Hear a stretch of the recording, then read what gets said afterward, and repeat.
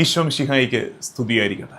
മാർഗത്തിൻ്റെ ഒരു സ്പെഷ്യൽ എപ്പിസോഡിലേക്ക് മാർഗം feed my sheep YouTube channel നിങ്ങൾക്കായി ഒരുക്കുന്ന നോമ്പുകാല ധ്യാനത്തിൻ്റെ മറ്റൊരു സ്പെഷ്യൽ എപ്പിസോഡിലേക്ക് സ്നേഹപൂർവമായ സ്വാഗതം. നിങ്ങൾക്കറിയാം, എല്ലാ ദിവസവും വൈകുന്നേരം 8 മണിക്ക് നമ്മുടെ ചാനലിലൂടെ നോമ്പുകാല ധ്യാനം നിങ്ങളിലേക്ക് എത്തുന്നുണ്ട്.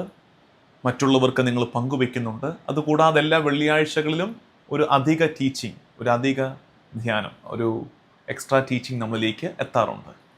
ഇന്ന് വെള്ളിയാഴ്ച നിങ്ങളിലേക്ക് അത് എത്തുകയാണ്. കഴിഞ്ഞ 3 വെള്ളിയാഴ്ചകളിലായി പ്രാർത്ഥന, ഉപവാസം, ദാനധർമ്മം, ഈ 3 കാര്യങ്ങളെക്കുറിച്ച് നമ്മൾ പഠിച്ചു. എന്നിട്ട് ഞാൻ നിങ്ങളോട് ചോദിച്ചായിരുന്നു, നിങ്ങൾക്ക് സജഷൻസ് ഉണ്ടെങ്കിൽ പറയാം, അതനുസരിച്ച് നമുക്ക് അടുത്തത് പ്ലാൻ ചെയ്യാമെന്ന്. പല സജഷൻസ് വന്നു. കുറച്ച് പേര് ചോദിച്ച ഒരു കാര്യം, പലരും ചോദിച്ചിട്ടുണ്ട് എങ്കിലും കുറച്ച് പേര് ചോദിച്ച ഒരു കാര്യം, അതാണ് ഇന്ന് കൺസിഡർ ചെയ്യുന്നത്. ഇന്ന് നമ്മൾ പഠിക്കുന്നത്, കൂടുതൽ മനസ്സിലാക്കാൻ ശ്രമിക്കുന്നത്, ക്രിസ്തീയ ഭക്താഭ്യാസങ്ങളിൽ ഏറ്റവും പ്രചാരത്തിലുള്ള ഭക്താഭ്യാസങ്ങളിൽ ഒന്ന്, ഏറ്റവും പവർഫുൾ ഡിവോഷണൽ പ്രാക്ടീസ് എന്ന് വിളിക്കാവുന്ന ഒന്ന്. ഏതാണത്? കുരിശിൻ്റെ വഴി, the way of the cross, Sleeva പാത. അത് നമ്മൾ ഇന്ന് പഠിക്കുകയും മനസ്സിലാക്കുകയും ചെയ്യാൻ പോവുകയാണ്. ഇന്നത്തെ ടോക്കിൻ്റെ ഒരു ഘടന, നമ്മൾ കുരിശിൻ്റെ വഴിയെക്കുറിച്ച് ജനറലായിട്ടൊന്ന് പറഞ്ഞു തുടങ്ങും. എന്താണ് കുരിശിൻ്റെ വഴി? അതായത് ക്രൈസ്തവേതര ഒരു സഹോദരൻ, നോൺ ക്രിസ്ത്യൻ ആയിട്ടുള്ളൊരു സഹോദരനോ സഹോദരിയോ ഇത് കേട്ടാൽ പോലും അവർക്ക് മനസ്സിലാകണം. അതുകൊണ്ട് എനിക്കറിയാം നിങ്ങളുടെ കൂട്ടത്തിലൊക്കെ അങ്ങനെയുള്ളവരുണ്ട്, ഇത് പഠിക്കാനും കേൾക്കാനും ഇഷ്ടമുള്ളവരുണ്ട്. അവർക്കിത് പങ്കുവെച്ച് കൊടുക്കണം. പിന്നെ we also should not take things for granted. നമുക്കിത് അറിയാമെന്ന് ഭാവിക്കേണ്ട. ഇടയ്ക്ക് 2 സ്റ്റെപ്പ് പുറകോട്ടിറങ്ങി ആദ്യമേ തൊട്ട് നമുക്ക് പഠിക്കാം. എന്താണ് കുരിശിൻ്റെ വഴി? എന്നാണ് ഇത് തുടങ്ങിയത്? എന്തുകൊണ്ട് നമ്മൾ ഈ കുരിശിൻ്റെ വഴി പ്രാർത്ഥിക്കണം? എങ്ങനെയാണ് കുരിശിൻ്റെ വഴിയുടെ പ്രാർത്ഥനയിൽ നമ്മൾ ആയിരിക്കേണ്ടത്? ഒപ്പം തന്നെ 14 സ്ഥലങ്ങളെക്കുറിച്ചുള്ള കുരിശിൻ്റെ വഴിയുടെ 14, അല്ലെങ്കിൽ മോഡേൺ വേർഷനിൽ 15, അതിനെക്കുറിച്ചുള്ളൊരു പെട്ടെന്നുള്ളൊരു ധ്യാനം, ഒരു ജസ്റ്റ് 1-2 ചിന്തകൾ ഓരോ സ്ഥലത്തെക്കുറിച്ച് ഇനിയൊരു കുരിശിൻ്റെ വഴി പ്രാർത്ഥനയിൽ പങ്കെടുക്കുമ്പോൾ കുറച്ചുകൂടെ നന്നായിട്ട് ഇതിൽ പങ്കെടുക്കാൻ നമ്മളെ സഹായിക്കും. ഒടുക്കം കുരിശിൻ്റെ വഴിയെ വളരെ ഗൗരവത്തോടെ എടുത്ത അവരുടെ തന്നെ വിശുദ്ധിയുടെ യാത്രയിൽ കുരിശിൻ്റെ വഴി ഉപയോഗിച്ചിരുന്ന ഒരു 4 വലിയ വിശുദ്ധരെക്കുറിച്ച് കൂടെ നമ്മൾ മനസ്സിലാക്കി ഈ എക്സ്ട്രാ സ്പെഷ്യൽ എപ്പിസോഡ് അവസാനിക്കും. അതിനോട് ചേർത്തൊരു കാര്യം പറയട്ടെ. നിങ്ങളിലേക്ക് ഒരു ചെറിയ കുരിശിൻ്റെ വഴി ഇപ്പോൾ തന്നെ എത്തുന്നതായിരിക്കും. നമ്മുടെ ചാനലിൽ തന്നെ ലഭിക്കും. വളരെ ചെറിയൊരു കുരിശിൻ്റെ വഴി. അത് ആദ്യമേ പറയുന്നത്, മറ്റൊരു കാര്യം അവസാനം പറയാനുണ്ട്. അത് നമ്മൾ സാധാരണ പറയുന്നത് പോലെ ഓരോ സ്ഥലങ്ങളും പറയും.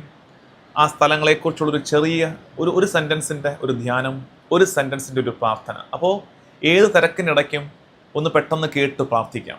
അത് മറ്റുള്ളവർക്ക് പങ്കുവെച്ച് കൊടുക്കണം. നല്ലൊരു കുരിശിൻ്റെ വഴി, അല്പം കൂടെ ദൈർഘ്യമുള്ളൊരു കുരിശിൻ്റെ വഴി, കുറേ കൂടെ ധ്യാനമുള്ളൊരു കുരിശിൻ്റെ വഴി നിങ്ങളിലേക്ക് എത്തിക്കാൻ ശ്രമിക്കുന്നുണ്ട്. നിങ്ങളിത് പ്രാർത്ഥനയിൽ ഓർക്കണം. നമുക്ക് ഈ ധ്യാനത്തിലേക്ക്, കുരിശിൻ്റെ വഴിയെക്കുറിച്ചുള്ള ഈ സ്പെഷ്യൽ എപ്പിസോഡിലേക്ക് പ്രവേശിക്കാം. കുരിശിൻ്റെ വഴി ഞാൻ പറഞ്ഞതുപോലെ മോസ്റ്റ് പവർഫുൾ ക്രിസ്ത്യൻ ഡിവോഷനാണ്. ഏറ്റവും പുരാതന കാലം തൊട്ടേയുള്ള ഒരു ഭക്താഭ്യാസം. ഒപ്പം തന്നെ അത് എല്ലാവരും ഏറ്റെടുത്ത് ചെയ്യുന്നത്, നോമ്പുകാലത്ത് പ്രത്യേകിച്ച് ദിവസം പല ആവർത്തി കുരിശിൻ്റെ വഴി ചെല്ലുന്നവരൊക്കെ ഉണ്ട്. നമ്മൾ ഓർത്തേക്കരുത്, ഒരു ചരിത്ര സംഭവത്തെ ഓർക്കുകയാണ് കുരിശിൻ്റെ വഴി. അത് മാത്രമല്ലത്, അതിനപ്പുറത്ത് walking with Christ in his suffering, കർത്താവിൻ്റെ കഷ്ടാനുഭവങ്ങളുടെ കൂടെ നമ്മൾ യാത്ര ചെയ്യുന്ന അനുഭവമാണ് കുരിശിൻ്റെ വഴി. അതാണ് ലൂക്കാ സുവിശേഷം 9:23 പറയുന്നുണ്ട്, ഈശോ, എന്നെ അനുഗമിക്കാൻ ആഗ്രഹിക്കുന്നവർ സ്വന്തം കുരിശുമെടുത്ത് എന്നെ അനുഗമിക്കട്ടെ എന്ന് പറഞ്ഞ ഈശോയെ നമ്മൾ അനുഗമനം ചെയ്യുന്ന വഴിയാണ് ഈ കുരിശിൻ്റെ വഴി. സ്ലീവാ പാതയിൽ കുരിശിൻ്റെ വഴി പ്രാർത്ഥനയിൽ നമ്മൾ പങ്കുചേരുമ്പോൾ പീലാത്തോസിൻ്റെ അരമന മുതൽ കാൽവരി വരെ തീർന്നില്ല, ഉദ്ധാനത്തിൻ്റെ അനുഭവം വരെ കർത്താവിൻ്റെ കരം പിടിച്ച് നമ്മൾ യാത്ര ചെയ്യുകയാണ്. അവൻ്റെ സഹന വഴിയിൽ അവനോട് ചേർന്ന് നടക്കുകയാണ്. നമ്മുടെ തന്നെ കുരിശുകളുടെ അർത്ഥം, നമ്മുടെ പാപാവസ്ഥയെക്കുറിച്ചുള്ള ഗൗരവബോധം നമുക്ക് ഈ യാത്രയിൽ ഉണ്ടാവുകയാണ്. അതൊക്കെ ഈ കുരിശിൻ്റെ വഴിയുടെ മെച്ചങ്ങളാണെന്ന് മനസ്സിലാക്കണം. എന്താണ് ആഫ്റ്റർ ഓൾ ഈ കുരിശിൻ്റെ വഴി, സ്ലീവാ പാത, വേ ഓഫ് ദ ക്രോസ്? എന്താണത്? കർത്താവിൻ്റെ പീഡാസഹനത്തെ, കുരിശുമരണത്തെ 14 സ്ഥലങ്ങളായി, 14 സ്റ്റേഷൻസ്, 14 സംഭവങ്ങളായി തിരിച്ച് നമ്മൾ ധ്യാനിക്കുന്ന രീതിയാണത്. അത് ഈശോയുടെ വിചാരണ അല്ലെങ്കിൽ കർത്താവിനെ മരണത്തിന് വിധിക്കുന്ന കണ്ടംനേഷൻ, മരണത്തിന് വിധിക്കുന്ന നേരം തൊട്ട് കർത്താവിൻ്റെ മൃതസംസ്കാരം വരെ, ബെറിയൽ വരെ. പക്ഷെ നമുക്കറിയാം ഇപ്പോൾ മോഡേൺ വേർഷൻസിൽ കുരിശിൻ്റെ വഴിയുടെ ആധുനിക വേർഷൻസിലൊക്കെ അത് 15 സ്ഥലങ്ങളായിട്ട് നമ്മൾ പ്രാർത്ഥിക്കാറുണ്ട്. അത് ഉദ്ധാനവും കൂടെ ഉൾപ്പെടുത്തിക്കൊണ്ട് പ്രാർത്ഥിക്കാറുണ്ട്. ഈ 14-15 സ്റ്റേഷൻസ് അതിൽ ഭൂരിഭാഗവും സുവിശേഷങ്ങളിൽ നിന്ന് നേരിട്ട് നമുക്ക് ലഭിക്കുന്നതാണ്. ഉദാഹരണത്തിന് ഈശോയെ മരണത്തിന് വിധിക്കുന്നു, മത്തായി സുവിശേഷം 27-ാം അധ്യായം 26-ാം വാക്യം. ശിമയോൻ ഈശോയെ സഹായിക്കുന്നു, മത്തായി 27:32. ജെറുസലേമിലെ സ്ത്രീകളുടെ വിലാപം, ലൂക്ക 23:28. അത് മിക്ക ഭാഗങ്ങളും സുവിശേഷത്തിൽ നിന്നാണ് നമ്മൾ എക്സ്ട്രാക്ട് ചെയ്തിരിക്കുന്നത്. അതുകൂടാതെ പാരമ്പര്യത്തിൽ നിന്ന്, സഭയുടെ പുരാതന ശ്രേഷ്ഠ പാരമ്പര്യത്തിൽ നിന്ന് നമ്മൾ എടുത്തിരിക്കുന്നതുണ്ട്. അതിലൊന്നാണ് വെറോനിക്ക, ഈശോയുടെ തിരുമുഖം തുടയ്ക്കുന്നത്. മറ്റൊന്ന് ഈശോ 3 ആവർത്തി വീഴുന്നത്. സഭ കർത്താവിൻ്റെ പീഡാസഹനത്തെ, മരണത്തെ ഓർത്തു ധ്യാനിക്കുന്ന ശുശ്രൂഷയാണ്. അപ്പോൾ തിരുസഭ അത് ഓർത്ത് പ്രാർത്ഥിക്കുമ്പോൾ തിരുവചനത്തിൽ നിന്നും വിശുദ്ധ പാരമ്പര്യത്തിൽ നിന്നും സ്വീകരിച്ചാണ് ഈ പ്രാർത്ഥന നമ്മൾ നടത്തുന്നതെന്ന് തിരിച്ചറിയണം. ഇനി ഇതിൻ്റെ തുടക്കം എങ്ങനെയാണ്? എന്നു മുതലാണ് ഈ കുരിശിൻ്റെ വഴി പ്രാർത്ഥന തുടങ്ങിയത്? എങ്ങനെയാണിത് എല്ലാ ദേവാലയങ്ങളിലും? പ്രത്യേകിച്ച് പലരും സംശയം ചോദിച്ചിട്ടുണ്ട് എന്നോട് തന്നെ, അച്ഛാ എങ്ങനെയാണ് നമ്മുടെയൊക്കെ ഈ കത്തോലിക്ക ദേവാലയങ്ങളിലെല്ലാം ഈ കുരിശിൻ്റെ വഴിയുടെ 14 സ്റ്റേഷൻസ് ഇങ്ങനെ? പള്ളി പണിയുമ്പോഴേ നമ്മുടെ കമ്മിറ്റിക്കാരുടെയും പള്ളി പണിക്ക് മുമ്പിൽ നിൽക്കുന്നവരുടെ കൺസേൺ ആണ് കുരിശിൻ്റെ വഴി ഏറ്റവും ഭംഗിയായിട്ട് അത് അവിടെ ഇവിടെയൊക്കെ അങ്ങനെ ഈ 14 സ്ഥലങ്ങൾ വെക്കണം, ഭിത്തിയോട് ചേർത്ത്. അത് നമ്മളെല്ലാം നല്ല ശ്രദ്ധയോടെ ചെയ്യുന്നുണ്ട്, പ്രാർത്ഥിക്കുന്നുണ്ട്. ഇതിൻ്റെയൊക്കെ തുടക്കം എങ്ങനെയാണ്? തുടക്കം ആദിമകാലത്ത് ജെറുസലേമിലേക്ക് തീർത്ഥാടനം ചെയ്തിരുന്ന തീർത്ഥാടകരാണ് ആദ്യം ഈ പ്രാർത്ഥനയുടെ പ്രാഗ്രൂപം ചൊല്ലിക്കൊണ്ടിരുന്നത്. അതെന്താണത്? ഈശോ നടന്നു കയറിയ മലയിലൂടെ അവർ പ്രാർത്ഥിച്ച് കയറാൻ തുടങ്ങി. 4-ാം നൂറ്റാണ്ട് തൊട്ടേ, എജേറിയയുടെ കാലം മുതലേ നമുക്കതിനുള്ള റിപ്പോർട്ട്സ് കിട്ടുന്നുണ്ട്. അതായത് ഇങ്ങനെ പ്രാർത്ഥിച്ച് കയറിയിരുന്ന തീർത്ഥാടകർ ജെറുസലേമിലേക്ക് വന്നിരുന്നു. അവർ ഈശോയുടെ കഷ്ടാനുഭവങ്ങളെ ഓർത്ത്, കുരിശുമരണത്തെ ഓർത്ത്, സ്വന്തം പാപാവസ്ഥകളെ ഓർത്തൊക്കെ പ്രാർത്ഥിച്ചിരുന്ന രീതി ഉണ്ടായിരുന്നു. അതിനുശേഷം ഫ്രാൻസിസ്കൻസിൻ്റെ കാലമായപ്പോഴാണ് അവർ ഈ കുരിശിൻ്റെ വഴിയെ കുറെ കൂടെ ജനകീയമാക്കി എല്ലായിടത്തും ഇത് പ്രാർത്ഥിക്കാൻ തുടങ്ങിയത്. അതെങ്ങനെയാണ് എല്ലായിടത്തും? അതിൻ്റെ കാരണം എല്ലാവർക്കും ജെറുസലേമിലേക്ക് പോകാൻ സാഹചര്യമില്ല, ആരോഗ്യമില്ല, സാമ്പത്തിക ബുദ്ധിമുട്ട്. അപ്പോൾ എന്താ ചെയ്യുന്നത്? അവരവരായിരിക്കുന്ന ഇടങ്ങളിലിരുന്ന് ആത്മന ജെറുസലേം വഴികളിലൂടെ കർത്താവിൻ്റെ കാൽവരി യാത്ര ആവർത്തിച്ച് പ്രാർത്ഥിക്കുക. അപ്പോൾ പള്ളികളിലൊക്കെ എന്ത് ചെയ്തു? ഈ stations of way of cross പണിതു. അത് പള്ളിക്ക് പുറത്ത് ഗാർഡനിൽ പണിതു, പള്ളിക്കകത്ത് തന്നെ അതിൻ്റെ ക്രമീകരണം ചെയ്തു. ആളുകൾ പ്രാർത്ഥിക്കാൻ തുടങ്ങി. അങ്ങനെ ഓരോ പള്ളിയും ഒരു സ്പിരിച്വൽ ജെറുസലേമായിട്ട്, ഒരു ആത്മീയ യെരുസലേമായിട്ട്, ആത്മീയ സിയോനായിട്ട് എല്ലാ പള്ളികളും മാറി. അല്ലെങ്കിൽ തന്നെ ഓരോ പള്ളിയും ഒരു ജെറുസലേമാണ്. ആ ജെറുസലേം ഇങ്ങനെയും കൂടെ കർത്താവിൻ്റെ സ്ലീവാപാതയെ പുനർനിർമ്മിച്ച് അല്ലെങ്കിൽ പുനരവതരിപ്പിച്ച് ഒരു സ്പിരിച്വൽ ജെറുസലേമായി പള്ളികൾ മാറി. അങ്ങനെയാണ് ഇതെല്ലാ പള്ളികളിലേക്കും എത്തിയത്. ഇനി അടുത്തത്, എന്തുകൊണ്ട് നമ്മൾ ഈ കുരിശിൻ്റെ വഴി പ്രാർത്ഥന ചൊല്ലണം? 4 കാര്യങ്ങൾ പറഞ്ഞു തരാം. അതുകൊണ്ട് ഇനി കുരിശിൻ്റെ വഴി പ്രാർത്ഥന ചിലരെ ഞാൻ കണ്ടിട്ടുണ്ട്, ഈ പള്ളികളിലൊക്കെ കുരിശിൻ്റെ വഴി പ്രാർത്ഥന നോമ്പ് കാലത്തുണ്ട്, ചിലപ്പോൾ കുർബാനയ്ക്ക് മുമ്പ്, ചിലപ്പോൾ കുർബാനയ്ക്ക് ശേഷം. അപ്പോൾ പരിശുദ്ധ കുർബാനയ്ക്ക് മുമ്പാണ് കുരിശിൻ്റെ വഴി പ്രാർത്ഥനയെങ്കിൽ അതൊന്ന് കഴിഞ്ഞിട്ട് ചെല്ലാമെന്ന് വിചാരിക്കും. പരിശുദ്ധ കുർബാനയ്ക്ക് ശേഷമാണ് കുരിശിൻ്റെ വഴി പ്രാർത്ഥനയെങ്കിൽ അത് കുർബാന തീരുന്ന പാടെ ഇറങ്ങി ഓടിക്കളയും. നിങ്ങളുടെ തിരക്കിനെ മാനിക്കുന്നു. പക്ഷെ സ്റ്റിൽ കുരിശിൻ്റെ വഴി പ്രാർത്ഥന പ്രാർത്ഥിക്കേണ്ടതിൻ്റെ ഈ സ്ലീവാപാത, വേ ഓഫ് ദ ക്രോസ്, ഈ നോമ്പ് കാലത്തെങ്കിലും അധിക തീക്ഷ്ണതയോടെ നമ്മൾ നടത്തേണ്ടതിൻ്റെ ആവശ്യകത. ഒന്നാമത്തത്, to understand the love of Christ. മിശിഹായുടെ സ്നേഹം മനസ്സിലാക്കാൻ ഈ കുരിശിൻ്റെ വഴി പ്രാർത്ഥന നമ്മെ സഹായിക്കും. മിശിഹ നമുക്ക് വേണ്ടി ഏറ്റെടുത്ത പാടുപീഡകളുടെ സ്നേഹം മനസ്സിലാക്കാൻ. ഗലാത്യ ലേഖനം 2:20. ഞാൻ മിശിഹായോടുകൂടെ ക്രൂശിതനായിരിക്കുന്നു. ഇനിമേൽ ഞാനല്ല ജീവിക്കുന്നത്, മിശിഹായാണ് എന്നിൽ ജീവിക്കുന്നത്. എൻ്റെ ഇപ്പോഴത്തെ ഐഹിക ജീവിതം എന്നെ സ്നേഹിക്കുകയും എനിക്ക് വേണ്ടി തന്നെ ബലിയർപ്പിക്കുകയും ചെയ്ത ദൈവപുത്രനിൽ വിശ്വസിച്ചുകൊണ്ടുള്ള ജീവിതമാണ്. പൗലോസ്ലീഹ പറയുകയാണ്, മിശിഹായുടെ ബലിയെക്കുറിച്ചുള്ള പൗലോസ്ലീഹയുടെ വർണ്ണന, എന്നെ സ്നേഹിക്കുകയും എനിക്ക് വേണ്ടി തന്നെ ബലിയർപ്പിക്കുകയും ചെയ്ത ഈശോ മിശിഹ. അപ്പോൾ ആ അനുഭവം, എന്നെ സ്നേഹിക്കുന്ന ഈശോയെ, എനിക്ക് വേണ്ടി തന്നെ ബലിയർപ്പിക്കുന്ന ഈശോയുടെ സ്നേഹത്തെ മനസ്സിലാക്കാൻ കുരിശിൻ്റെ വഴി സഹായിക്കും. അതുകൊണ്ടാണ് അഗസ്തിനോസ് പുണ്യാളൻ പറയുന്ന ഒരു കാര്യമുണ്ട്, cross is the pulpit where Jesus preached the love of God to the world. കുരിശ് പുൾപിറ്റാണ്. നമ്മുടെയൊക്കെ പള്ളികളിൽ, പഴയ പള്ളികളിൽ ഒക്കെ ഈ ദേവാലയത്തിൻ്റെ, നിങ്ങൾക്ക് അങ്ങനത്തെ കണ്ടിട്ടുണ്ടെങ്കിൽ പറയണം, പുഷ്പമെന്ന് നമ്മൾ മലയാളത്തിൽ വിളിക്കും. പുഷ്പം, പുൾപിറ്റാണ് കറക്റ്റ് വേർഡ്. മൈക്കൊന്നും ഇല്ലാതിരുന്ന കാലത്ത് അന്ന് അച്ഛന്മാർ പ്രസംഗിക്കാൻ വേണ്ടി ദേവാലയത്തിൻ്റെ മധ്യഭാഗത്ത് ഒരു പ്രത്യേക ക്രമീകരണമുണ്ട്. അവിടെ വന്ന് നിന്ന് പ്രസംഗിക്കും. ഇതിൻ്റെ പറയുന്ന പേരാണ് പുൾപിറ്റ്. പുഷ്പം, പ്രസംഗപീഠമാണ് പുൾപിറ്റ്. അപ്പോൾ ഈശോ ദൈവസ്നേഹത്തെക്കുറിച്ച് ലോകത്തോട് പ്രസംഗിച്ച പുൾപിറ്റാണ് കുരിശ്, സ്ലീവ. അപ്പോൾ ആ സ്നേഹത്തെ ധ്യാനിക്കാൻ സ്ലീവ പാത, കുരിശിൻ്റെ വഴി നമ്മളെ സഹായിക്കും. 2, to unite our sufferings to Christ. കർത്താവിൻ്റെ പീഡാസഹനങ്ങളോട് നമ്മുടെ സഹനങ്ങളെ, നമ്മളെ തന്നെ ചേർത്ത് വയ്ക്കാൻ ഈ കുരിശിൻ്റെ വഴി നമ്മെ സഹായിക്കും. കാരണം നമ്മുടെ ജീവിതത്തിലേക്കും ജീവിതം ഒത്തിരി കുരിശുകൾ കൊണ്ടുവരുന്നുണ്ട്. അത്തരം നേരങ്ങളിൽ സഹനം അർത്ഥരഹിതമല്ലെന്ന്, സഫറിങ് ഈസ് നോട്ട് മീനിങ്ലെസ് എന്ന് മനസ്സിലാക്കാൻ കുരിശിൻ്റെ വഴി പ്രാർത്ഥന നമ്മളെ സഹായിക്കും. സഹനത്തിൻ്റെ അർത്ഥവും ആഴവും നമുക്ക് ഈ പ്രാർത്ഥന വെളിപ്പെടുത്തി തരും. കൊളോസോസുകാർക്കുള്ള ലേഖനം 1-ാം അധ്യായം 24-ാം വാക്യം. കൊളോസോസ് 1:24 നമ്മൾ വായിക്കുന്നത്, നിങ്ങളെ പ്രതിയുള്ള പീഡകളിൽ ഞാൻ സന്തോഷിക്കുന്നു, സഭയാകുന്ന തൻ്റെ ശരീരത്തെ പ്രതി മിശിഹായ്ക്ക് സഹിക്കേണ്ടി വന്ന പീഡകളുടെ കുറവ് എൻ്റെ ശരീരത്തിൽ ഞാൻ നികത്തുന്നു. അപ്പോൾ ഇന്നത്തെ എൻ്റെ സഹനങ്ങളെ കർത്താവിൻ്റെ സഹനത്തോട്, കുരിശിനോട് ചേർത്ത് വയ്ക്കാൻ ഈ പ്രാർത്ഥന നമ്മളെ ഒരുക്കും. 3-ാമത്തത്, ടു ലേൺ ഡിസൈപ്പിൾഷിപ്പ്. ഇപ്പോൾ ഓരോന്ന് ഓർക്കണം. 1-ാമത്തത് ഈശോയുടെ സ്നേഹത്തെ മനസ്സിലാക്കാൻ, 2 ഈശോയുടെ സഹനത്തോട് നമ്മളെ ചേർത്ത് വയ്ക്കാൻ, 3 ശിഷ്യത്വത്തെ മനസ്സിലാക്കാൻ. To learn disciple. കാരണം ഈ 15 സ്റ്റേഷൻസിൻ്റെ യാത്രയിൽ ഈശോ നമ്മളെ ക്ഷമ പഠിപ്പിക്കുന്നുണ്ട്. ക്ഷമയെന്ന് വെച്ചാൽ പേഷ്യൻസ്, ക്ഷമയോടെ കാത്തിരിക്കുകയാണ്, ദൈവിക പദ്ധതി കാത്തിരിക്കാൻ. എളിമ പഠിപ്പിക്കുന്നുണ്ട്, ഹ്യൂമിലിറ്റി. ഫൊർഗീവ്നെസ്, അപരനോട് ക്ഷമിക്കാൻ നമ്മളെ ഈ യാത്ര പഠിപ്പിക്കുന്നുണ്ട്. പെർസിവറൻസ്, നിലനിൽപ്പ് പഠിപ്പിക്കുന്നുണ്ട് ഈ യാത്രയിൽ. അപ്പോൾ ഇത് ഡിസൈപ്പിൾഷിപ്പാണ്. ഈ പ്രാർത്ഥന ചൊല്ലുമ്പോൾ നമ്മളിലെ ശിഷ്യത്വത്തിൻ്റെ മാറ്റു കൂടുകയാണ്. അതായത് we are seeing how Jesus responding to suffering. എങ്ങനെയാണ് സഹനത്തോട്, പീഡകളോട് കർത്താവ് പ്രതികരിക്കുന്നതെന്ന് ഈ യാത്രയിൽ നമ്മൾ കൂടുതൽ മിഴിവോടെ പഠിച്ചെടുക്കും. 4-ാമത്തത്, ടു ഗ്രോ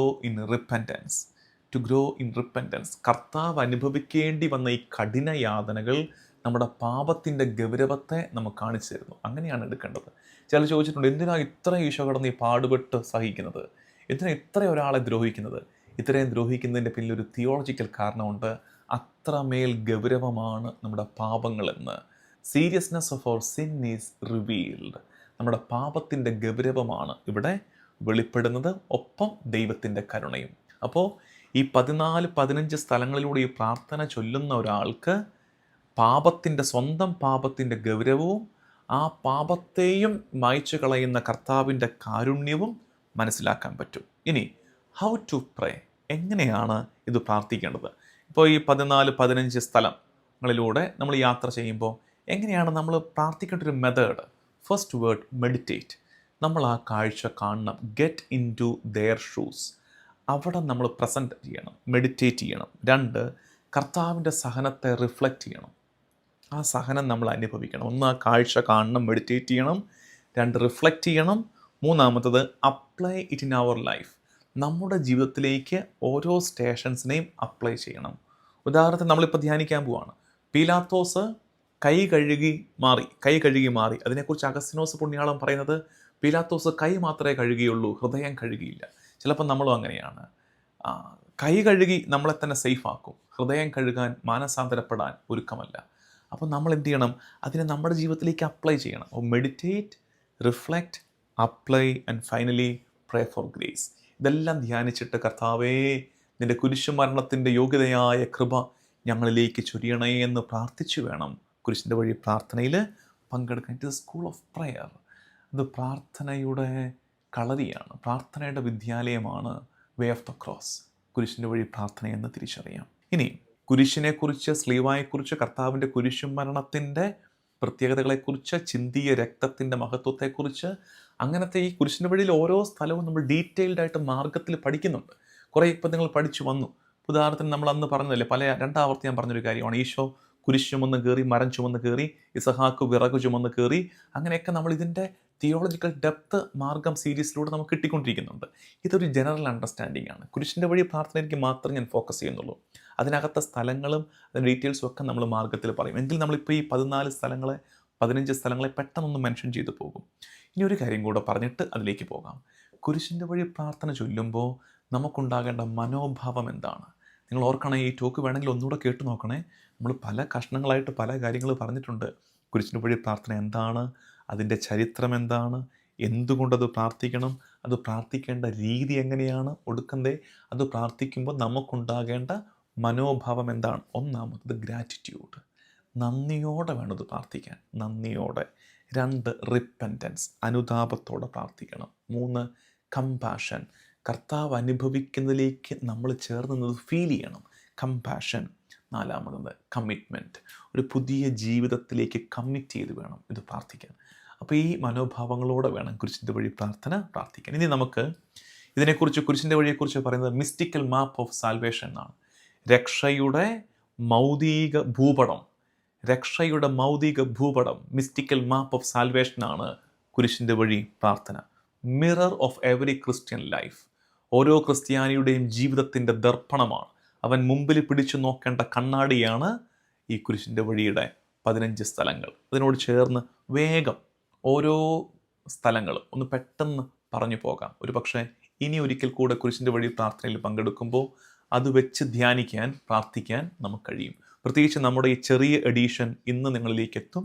ലോങ് എഡീഷൻ, കുറേ കൂടെ ഡെപ്തുള്ള മെഡിറ്റേഷനുള്ള എഡീഷൻ അടുത്ത ആഴ്ച നിങ്ങളിലേക്ക് എത്തും. അപ്പോൾ ആ സമയത്തൊക്കെ പറ്റുന്ന പോലെ കാറിലോ വീട്ടിലോ ജോലി സ്ഥലത്ത് ബ്രേക്ക് കിട്ടുമ്പോഴൊക്കെ പ്രാർത്ഥിക്കാൻ ഇത് നിങ്ങളെ ഹെൽപ്പ് ചെയ്യും. ഒന്നാമത്തത്, ഈശോ മരണത്തിന് വിധിക്കപ്പെടുന്നു. 1-ാം സ്ഥലം എന്ന് വെച്ചാൽ സത്യം ഏറ്റുപറയേണ്ട അധികാരി സത്യത്തെ തള്ളിപ്പറഞ്ഞ് അവൻ്റെ കൺവീനിയൻസ്, കംഫർട്ട് പ്രാധാന്യം കൊടുക്കുന്നു.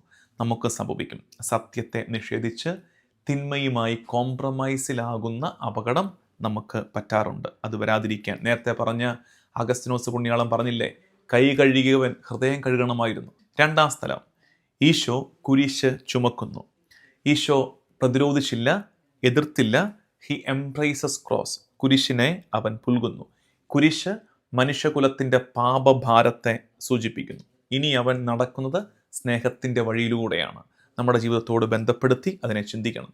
3-ാമത്തത്, ഈശോ കുരിശുമായി 1-ാം പ്രാവശ്യം വീഴുന്നു. എന്ന് വെച്ചാൽ കർത്താവ് മനുഷ്യൻ്റെ ബലഹീനതയെ ഏറ്റെടുത്തിരിക്കുകയാണ്. അതുകൊണ്ടാണ് ദൈവപുത്രൻ വീഴേണ്ടി വരുന്നത്.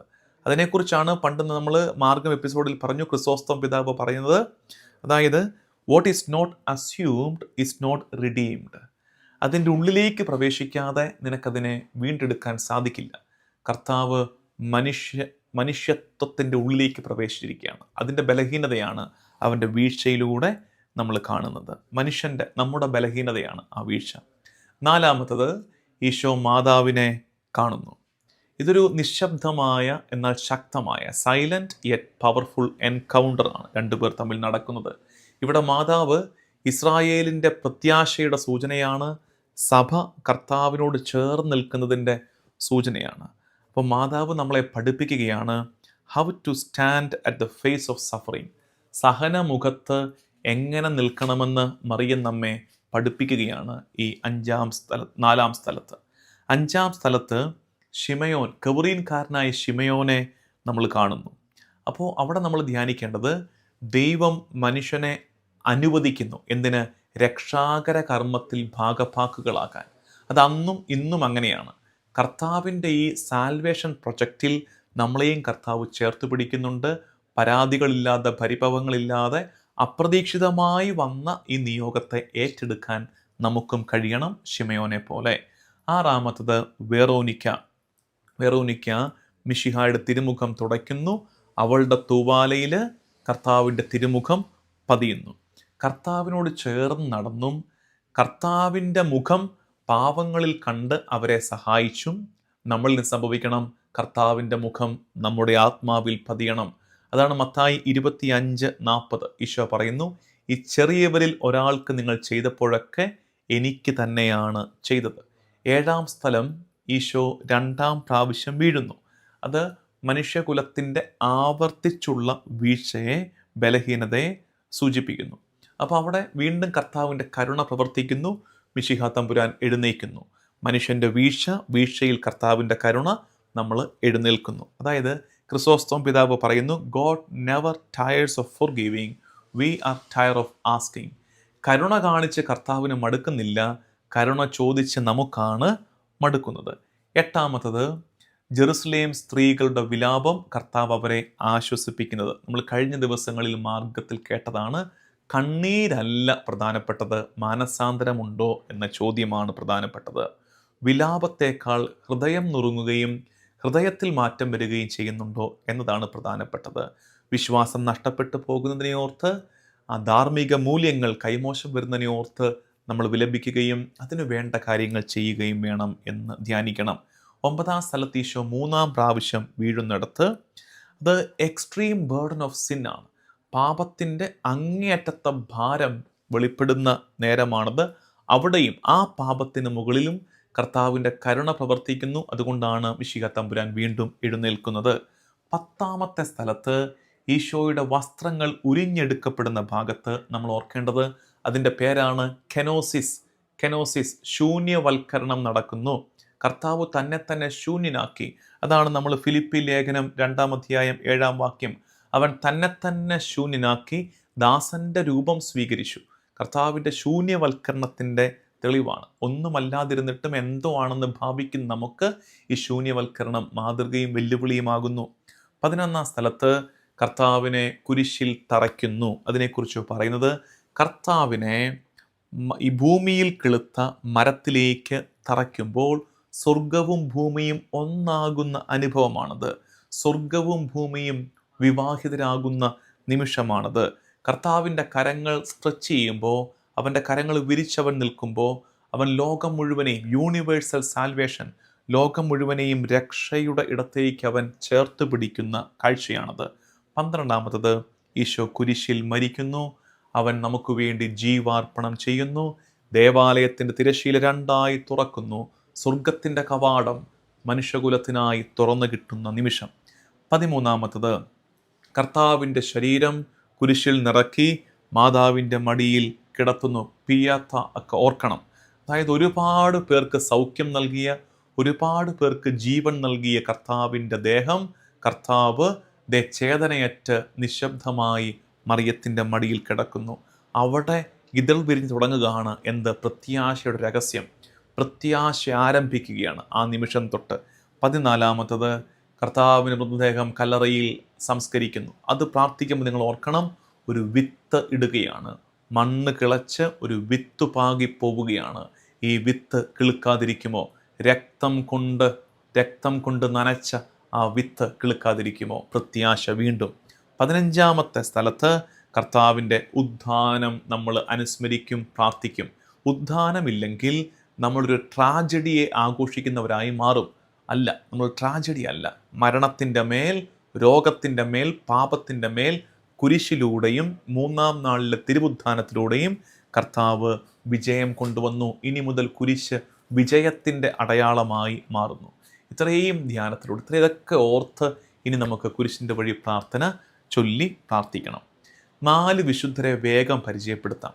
ഈ വിശുദ്ധരോടൊക്കെ ഒന്ന് സഹായം ചോദിച്ചിട്ട് വേണം ഇനി കുരിശിൻ്റെ വഴി പ്രാർത്ഥന. അവരെക്കുറിച്ച് മുഴുവൻ അറിഞ്ഞില്ലെങ്കിലും ഈ 4 പേര്, വിശുദ്ധ അൽഫോൺസ് ലിഗോരി, വിശുദ്ധ പാദ്രെ പിയോ, വിശുദ്ധ കൊച്ചു തെരേസ്യ, വിശുദ്ധ ജോൺ ബൊണ്ടാമൻ മാർപ്പാപ്പ, ഞങ്ങൾ ചെല്ലുന്ന ഓരോ സ്ലീവാ പാതയിലും കുരിശിൻ്റെ വഴിയിലും നിങ്ങൾ ഞങ്ങളോട് ചേർന്നിരിക്കണമേ, നിങ്ങളുടെ വിശുദ്ധിയുടെ പങ്ക് ഞങ്ങൾക്കും സമ്മാനിക്കണേ എന്ന് പ്രാർത്ഥിക്കണം. അൽഫോൺസ് ലിഗോരി കുരിശിൻ്റെ വഴി പ്രാർത്ഥനയുടെ വലിയ പ്രചാരകനായിരുന്നു.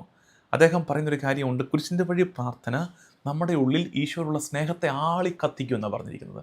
കുരിശിൻ്റെ വഴി പ്രാർത്ഥന ചെല്ലുന്നവരുടെ ഉള്ളിൽ മിശിഹാ സ്നേഹം ആളിക്കത്തും, പാപബോധം ഉണ്ടാകും, ഒപ്പം കർത്താവുമായുള്ള കൂട്ടായ്മയിൽ നമ്മൾ വളരും.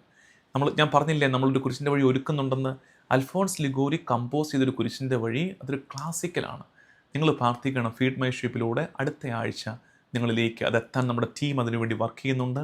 അപ്പോൾ ഇംഗ്ലീഷിലുള്ള ആ കുരിശിൻ്റെ വഴി പ്രാർത്ഥനയും ഒപ്പം തന്നെ മലയാളത്തിലും അത് തർജ്ജമ ചെയ്ത് മലയാളത്തിലും ദൈവം അനുഗ്രഹിക്കുമെങ്കിൽ സാഹചര്യം ഒരുങ്ങുമെങ്കിൽ നമ്മുടെ ടീം വർക്ക് ചെയ്യുന്നുണ്ട്, അവർക്ക് വേണ്ടി നിങ്ങൾ പ്രാർത്ഥിക്കണം. അത് നിങ്ങളിലേക്ക് എത്തും. അതല്പം സമയമെടുത്ത് വല്ലപ്പോഴൊക്കെ ഒന്ന് ഇരുന്ന് സമയമുള്ളപ്പോൾ വീട്ടുകാരൊക്കെ ഒന്ന് ഒരുമിച്ചിരുന്ന് കേട്ട് പ്രാർത്ഥിക്കാൻ. ഇനിയിപ്പോൾ ലോങ് ഡ്രൈവ് ഒക്കെ പോകുമ്പോൾ നമ്മൾ ഒറ്റയ്ക്കാണെങ്കിൽ അതൊന്നിട്ട് കേട്ട് നമ്മുടെ കുട്ടികൾക്കൊക്കെ അത് ഷെയർ ചെയ്യാൻ നമുക്ക് പറ്റും. അത് നിങ്ങളിലേക്ക് എത്തുമെന്ന് വിചാരിക്കാം. രണ്ടാമത് പാദ്രെ പിയോ വിശുദ്ധൻ.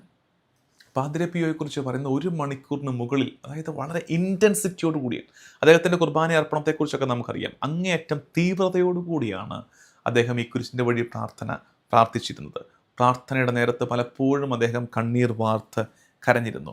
അദ്ദേഹം പറയുന്നത്, കുരിശിൻ്റെ വഴി പ്രാർത്ഥനയിൽ കർത്താവിൻ്റെ കുരിശ് കാണുമ്പോൾ കർത്താവിൻ്റെ സ്നേഹത്തിൻ്റെ കടലാണ് ഞാൻ കാണുന്നത്. When I see my Lord I see the sea of God's love. കർത്താവിനെ കാണുമ്പോൾ സ്നേഹത്തിൻ്റെ കടൽ ഞാൻ കാണുന്നു. ഇനി തെരേസ ലിസ്യു, കൊച്ചു തെരേസ്യ, സെയിൻറ്റ് തെരേസ ഓഫ് ലിസ്യു, കർത്താവിൻ്റെ മുഖത്തേക്ക് നോക്കുമ്പോൾ എല്ലാം എനിക്ക് മനസ്സിലാകുമെന്ന്. ജീവിതത്തിൻ്റെ രഹസ്യങ്ങൾ മനസ്സിലാകാതെ നമ്മൾ വലയുന്ന നേരത്ത് പീഡാസഹനത്തിൽ കർത്താവിൻ്റെ മുഖത്തേക്ക് കുരിശിൻ്റെ വഴി പ്രാർത്ഥനയിൽ നോക്കിയിരിക്കുമ്പോൾ ഞാൻ കടന്നു പോകുന്ന പലതിൻ്റെയും അർത്ഥം എനിക്ക് മനസ്സിലാകുന്നുണ്ട്. പരാതിയില്ല. അടുത്തത്, നാലാമത്തത്, മഹാനായ ജോൺ ബോൾ രണ്ടാമൻ, വിശുദ്ധനായ പാപ്പ. അദ്ദേഹത്തിന് ആരോഗ്യമുള്ളിടത്തോളം കാലം എല്ലാ പീഠാനുഭവ വെള്ളിയാഴ്ചയും കൊളോസ്യത്തിൽ നടക്കുന്ന ഈ സ്ലീവാപാത കുരിശിൻ്റെ വഴി പ്രാർത്ഥന നയിച്ചിരുന്നത് ജോൺ പോൾ സെക്കൻഡാണ്. നിരന്തരം ഈ കുരിശിൻ്റെ വഴി പ്രാർത്ഥിച്ചിരുന്ന വിശുദ്ധനാണ് ജോൺ പോൾ സെക്കൻഡ് മാർപ്പാപ്പ. പ്രിയമുള്ളവരെ, ഈ വിചാരങ്ങൾ ഇത് പങ്കുവയ്ക്കുക, മറ്റുള്ളവർ കൊടുക്കുക. കേവലം ഒരു അധര വ്യായാമമായി മാത്രം കുരിശിൻ്റെ വഴി പ്രാർത്ഥന മാറിപ്പോകാതെ അതിൻ്റെ അർത്ഥമറിഞ്ഞ് ആഴമറിഞ്ഞ് നമുക്കിനി അതിൽ പങ്കെടുക്കാം. നിങ്ങളിലേക്ക് എത്തുന്ന ചെറിയ കുരിശിൻ്റെ വഴി ഒരു പക്ഷേ സാധിക്കുന്നവർ, എനിക്കറിയാം ഒത്തിരി പേർക്ക് ഫ്രീ ടൈമൊക്കെ ഉള്ളവരുണ്ട്, ദിവസം 3 നേരം എന്ന രീതിയിൽ രാവിലെ 10-15 മിനിറ്റ് അത് കാണത്തുള്ളൂ. വളരെ ചെറുതായിട്ടായിരിക്കും അത്. ഞാനതിനകത്ത് ചെറുതായിട്ടാണ് പ്രാർത്ഥനയും ധ്യാനവും ഉള്ളതെങ്കിലും നിങ്ങൾക്ക് ചെല്ലാനുള്ള ഭാഗം അങ്ങനെ തന്നെ വെച്ചിട്ടുണ്ട്. ഓരോ സ്ഥലവും പറഞ്ഞു കഴിയുമ്പോൾ ഈശോ മിശിഹായെ ഞങ്ങളങ്ങേ കുമ്പിട്ട് ആരാധിക്കുന്നു, എന്തുകൊണ്ടെന്നാൽ വിശുദ്ധ കുരിശാൽ അങ്ങ് ലോകത്തെ വീണ്ടെടുത്തു. അത് എല്ലാവരും കൂടെ ചേർന്നാണ് ചെല്ലുന്നത്. അപ്പോൾ നിങ്ങളും കൂടെ ചെല്ലണം. ഓരോ സ്ഥലത്തിൻ്റെയും ധ്യാനം കഴിയുമ്പോൾ കർത്താവെ അനുഗ്രഹിക്കണമേ, പരിശുദ്ധ ദൈവ മാതാവേ, മാതാവിനെ വിളിച്ച് നമ്മൾ പ്രാർത്ഥിക്കും, ഈ കുരിശ് ഞങ്ങളിലും മുദ്രയായി മാറണമേ എന്ന്. കാരണം മാതാവിൻ്റെ മാധ്യസ്ഥ്യം തേടിയാണ് നമ്മൾ സ്ലീവാപാത. ഇന്നലെ എന്നെ സ്പിരിച്വലിയൊക്കെ ഗൈഡ് ചെയ്യുന്ന ഒരാൾ പറഞ്ഞു തരികയായിരുന്നു, മാതാവ് കേവലം 4ാം സ്ഥലത്ത്, അല്ലെങ്കിൽ മാതാവ് വരുന്നത് 4ാം സ്ഥലത്ത്, മാതാവ് 4ാം സ്ഥലത്ത് മാത്രം വരുന്ന ഒരാളല്ല. മാതാവ് ഈ 14 സ്ഥലത്തും മാതാവ് ഉണ്ടായിരുന്നുവെന്ന്. ശരിയല്ലേ? മാതാവ് ഈ 14 സ്ഥലത്തും ഉണ്ടായിരുന്നു. നിശബ്ദ സാക്ഷിയായി, മൂകസാക്ഷിയായി ഉണ്ടായിരുന്നു. അപ്പോൾ യോഹന്നാൻ നടന്നതുപോലെ മാതാവിൻ്റെ കയ്യെ പിടിച്ച് വേണം നമുക്ക് സ്ലീവാപാതയിലൂടെ. അതുകൊണ്ടാണ് നമ്മൾ പരിശുദ്ധ മാതാവേ, ക്രൂശിതനായ കർത്താവിൻ്റെ തിരുമുറിവുകൾ ഞങ്ങളുടെ ഹൃദയത്തിൽ പതിപ്പിച്ചുറപ്പിക്കണമേ എന്ന് ഓരോ സ്ഥലവും കഴിയുമ്പോൾ മാതാവിനോട് പ്രാർത്ഥിക്കും. അപ്പോൾ ഈ 2 ഭാഗം നിങ്ങളും ചേർന്ന് പ്രാർത്ഥിക്കണം. മറ്റത് കേട്ട് ആ നേരത്താണ് നമ്മൾ ഈ പറഞ്ഞ കാര്യങ്ങളൊക്കെ ഒന്ന് ധ്യാനിക്കേണ്ടത്. ധ്യാനപൂർവ്വം മെഡിറ്റേറ്റ് ചെയ്ത് റിഫ്ലക്റ്റ് ചെയ്ത് നമ്മൾ പറഞ്ഞതനുസരിച്ച് പ്രാർത്ഥിക്കാൻ നിങ്ങൾക്ക് കഴിയട്ടെ. ഫീഡ് മൈ ഷീപ്പിൻ്റെ ശുശ്രൂഷകളെ ഓരോ സ്ലീവാപാതയിലും ഓരോ കുരിശിൻ്റെ വഴിയിലും നിങ്ങളുടെ നിയോഗങ്ങളോട് ചേർത്ത് നിങ്ങൾ സമർപ്പിക്കണേ. എന്നെ ഓർക്കണം, ടീം അംഗങ്ങളെ ഓർക്കണം. നമുക്ക് വേണ്ടി എഫേർട്ട് എടുക്കുന്ന, കഷ്ടപ്പെടുന്ന ഒത്തിരി പേര്, അവരെയൊക്കെ ഓർത്ത് പ്രാർത്ഥിക്കണമെന്ന് സ്നേഹപൂർവ്വം അഭ്യർത്ഥിക്കുന്നു.